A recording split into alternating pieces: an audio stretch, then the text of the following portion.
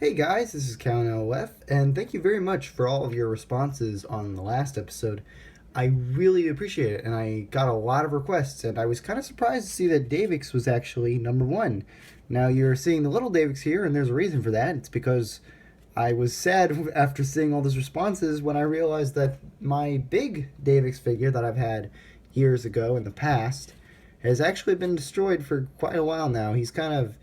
It started more as he was borrowing pieces because this little form was used in Callan and Davix and took priority, and I had a bunch of other green figures that I was using the pieces for as well.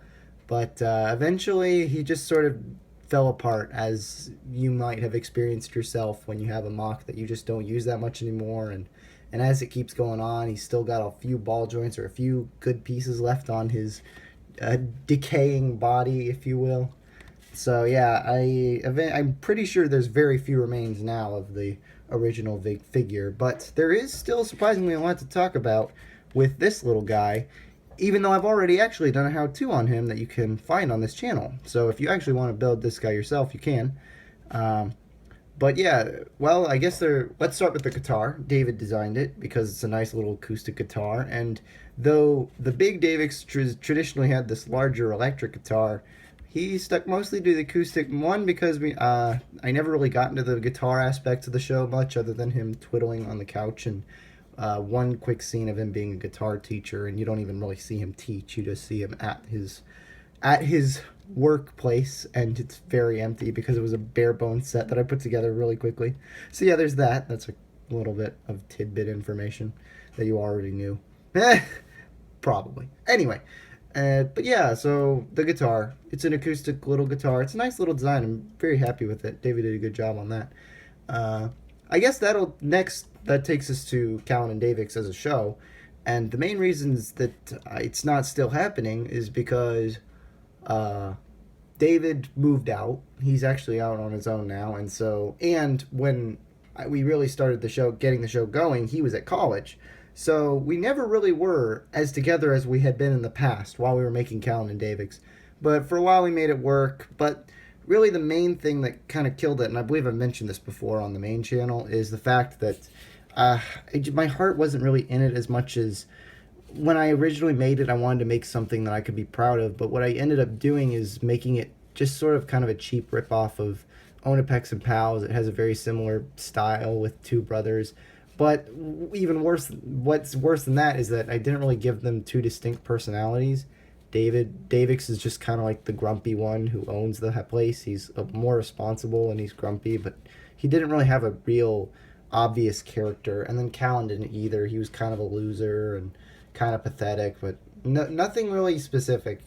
And when it comes to these small Bionicle shows, having just a basic stereotype to work off of and develop from there is a little better. And I can't say there's a solid one for either of them. Just he's kind of more mature, I guess. That's what I disliked the most.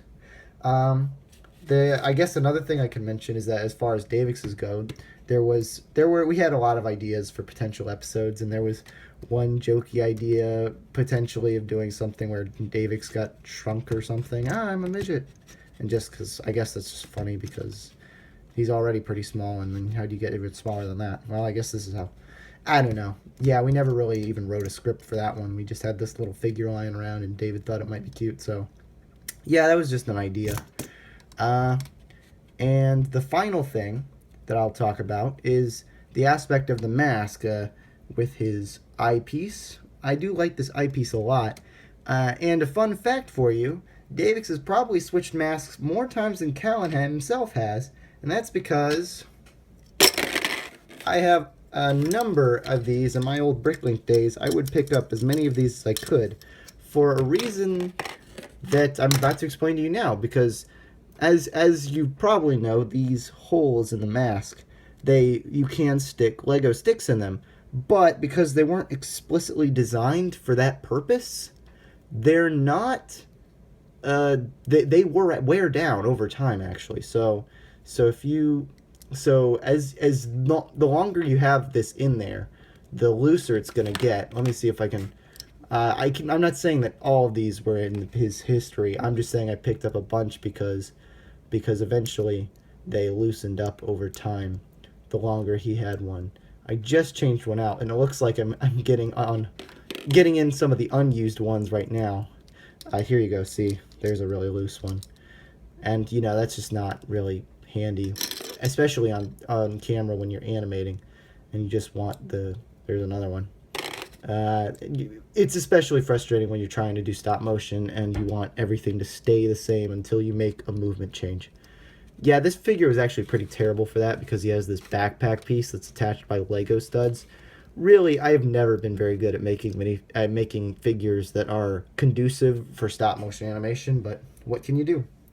Wow, well, this ended up being the longest one yet. I hope you guys enjoyed. Thank you very much for watching, and please keep commenting. Keep asking for new choices, because I'm going to try and keep going and listen to you guys.